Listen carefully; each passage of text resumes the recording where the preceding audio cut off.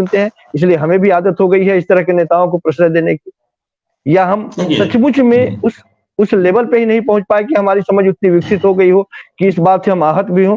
क्या लगता है आपको?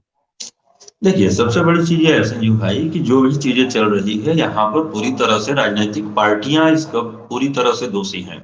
रही बात जनता की, तो आपने देखा है हमारा देश जो है ना एक समूह के हिसाब से चलता है, और ये हम लोगों के यहाँ सोचने की शक्ति आती है बाद में, और लेकिन राजनीति जो होता है वर्तमान में जो हो रहा है बहुत पहले से ही पूर्व नियोजित तरीका से सिस्टम को बैठाकर चलते रहने का काम किया जाता है। यहाँ पर स्थिति यह है कि अभी देखा गया है राज्यसभा का चुनाव हो या देश के अंदर सत्ताधारी जो पार्टी वर्तमान में है, इस पार्टी को 2014 में देश की जनता और युवा लाने का काम इसलिए किए थे कि बहुत दिनों से एक सरकार को, एक पार्टी विशेष की सरकार को देखा जा रहा था, और उसके विपक्ष में भारतीय जनता पार्टी के नेता थे नरेंद्र मोदी जी। मोदी जी की लच्छेदार शब्द, भाषण, लोगों की आत्मा को छूने वाला शब्द, ये चीजें लगा कि यह व्यक्ति एक सिद्धांतवादी राजनीति करेंगे। लेकिन सिद्धांत और शिष्टाचार को, या राजनीति के जो भी दाव पेच होते हैं, उन सभी चीजों से ये पारंगत हो गए, लेकिन सिद्धांत और शिष्टाचार को ये किनारे रख दिए। अब जनता धीरे धीरे, इसमें एकाएक तो परिवर्तन नहीं आना है, इसमें जो आमूल चूक परिवर्तन होना चाहिए कि हर एक चीजों में अगर संशोधन किया जा सकता है, तो ऐसी परिस्थितियों में जो कि राजनीतिक विधायक और सांसदों को जो चुनकर जनता भेजती है, उसमें एक राजनीतिक परिवर्तन आप करिए, जिसकी वजह से कि दल बदलने और क्रॉस वोटिंग का सिस्टम जो है इसको खत्म होना चाहिए। कुछ हद तक नहीं, बहुत हद तक जनता बहुत आहत होती है। जैसे हमारे छोटे भाई आशुतोष हैं, इन्होंने कहा है कि भाई अब क्रेता विक्रेता की बात कर दिया है। अभिषेक मनु सिंघवी वास्तव में थोपे गए नेता थे, लेकिन अशोक चौहान भी थोपे हुए नेता थे, कांग्रेस से लाए गए नेता थे, उनको वहां पर ले आकर थोपा गया है।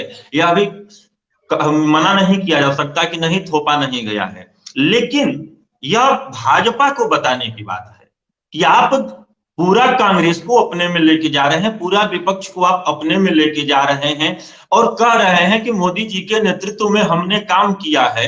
तो यह एक सामाजिक बातें होती है, जो फैक्ट भी होता है कि अगर काम के दम पर आपको सत्ता में बने रहने का काम करना है तो काम के नाम पे आप जाइए। यहाँ पर क्या हो रहा है कि जब चुनाव आ रहे हैं, कांग्रेस हो या विपक्ष हो, जिस प्रदेश में जिसकी सरकार हो, वहां के नेताओं के ऊपर अनाप शनाप आरोप प्रत्यारोप लगते हैं, लेकिन फिर अपने में लेकर चले आते हैं। उसके बाद क्या एक सीधा सराग लापा जाता है कि उनके प्रति जांच चल रही है, जो जांच रिपोर्ट आएगी उस पर हम कार्रवाई करेंगे। इस पे प्रश्न यह भी खड़ा होता है कि जिन जिन नेताओं को आप अपने में ले रहे हैं, या जिनके पास, विपक्ष के नेताओं के पास आप ईडी सीबीआई भेज रहे हैं, सीबीआई तो भेज ही नहीं रहे हैं, सीबीआई अभी वर्तमान में मलिक जी के घर भेजी गई थी, लेकिन ईडी भेज रहे हैं।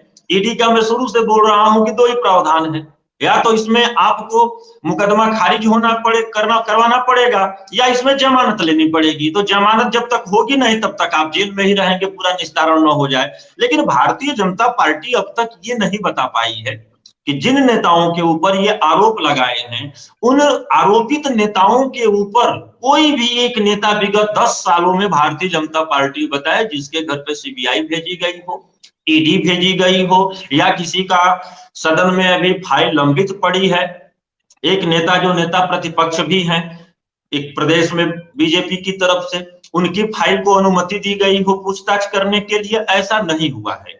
तो जनता, पहले हो सकता है कि लोग भ्रमित कर लेते थे, लेकिन वर्तमान हालात ऐसे चल रहे हैं कि इस हालात में भ्रमित करने का कोई भी चांस, अवसर नहीं बचा है। अभी उत्तर प्रदेश में देख लीजिए कि समाजवादी पार्टी के मुख्य सचेतक ही निकल गए। जितने लोग गए हैं पार्टी छोड़कर, जाहिर सी बात है कि कहीं ना कहीं से उनको राजनीतिक अभिलाषा और खुद स्वहित की एक इच्छा है, उसके लिए भारतीय जनता पार्टी में गए।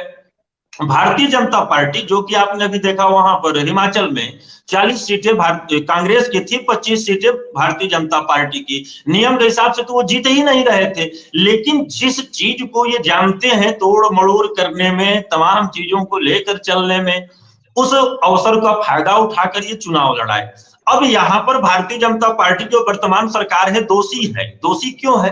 दोषी वही होता है जिसके पास ताकत ज्यादा होती है, ताकत ज्यादा है और परंपरा का आप निर्वहन कर रहे हो, आप ताकत पावरफुल आप हैं, उसके बाद एक नया समीकरण, नया रास्ता देश की जनता को आप दिखाइए, एक नया सिद्धांत को दिखाइए, तो शायद आपको हम तारीफ भी कर सकते हैं। लेकिन जब पुरानी ही परंपरा को आप कहते क्या है कि कांग्रेस में ये हुआ, समाजवादी पार्टी में ये हुआ, तो फलाना की पार्टी में ये हुआ, ये सब चीजें नैतिकता पे प्रकाश नहीं डालती हैं। ये सब चीजें कहीं ना कहीं आपको भी दूषित करती हैं। तब